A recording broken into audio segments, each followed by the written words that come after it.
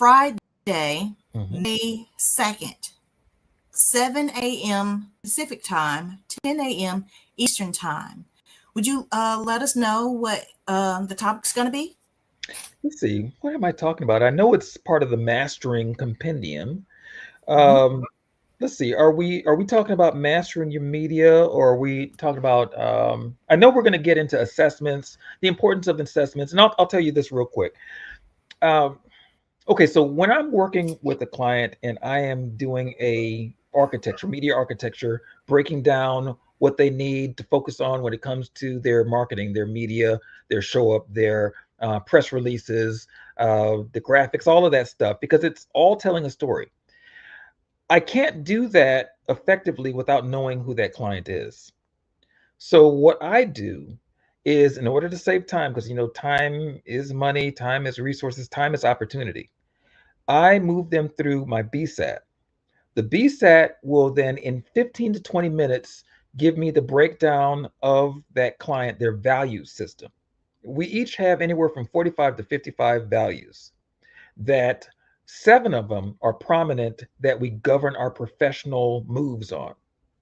When those are out of line alignment or they're in conflict, what happens is that we see that inside of our business. And so we need to put those things in alignment. And the only way to do that is to identify what's out of alignment and then to say what needs to be supplemented. Sometimes it's people that need to be supplemented, sometimes it's systems, sometimes it's a mindset that needs to be supplemented. Whatever that is, we identify this is what needs to happen.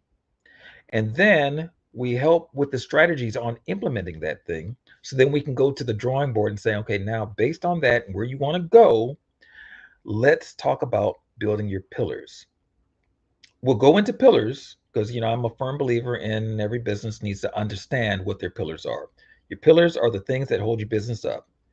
It stands on the foundation of your values. The pillars hold the things up to make sure that your house does not crash in on you. So we're going to dive into that over this series so that you can start to ask the right questions in your business to develop the right answers. Once you do that, you'll be identifying who in your marketplace that you are serving, and then the segments of your marketplace. Your marketplace is comprised of multiple segments. You've got the people who buy from you, and we've said it before, on other broadcasts, and then you've got the people who buy from you. The difference is there's the ones that transact with you and they got a product you're selling and they buy it. And there's other ones who buy into you. So what's your story? They need to know it.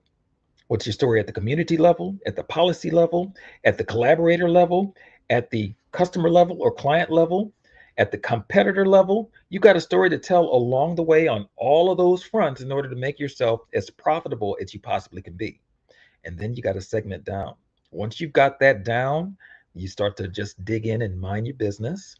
And in mining, you start to dig for gold where you were untapped before. You may have your business and it's great out here in the Americas. Maybe your business needs to go under a cultural exchange program. Maybe your business needs to be geared towards folks who speak different languages or who have different cultures going on. Maybe it's a great fit. You don't know that until you research. So, talk about research. How do you do that? How do you use AI to research? So, it's going to be a packed month. What, we a month together, Erica? 4 weeks? It's going to be a packed month. But I would suggest that each and every one of you come there taking notes because we dig in and we get things moving. So, it's going to be a lot of fun, though.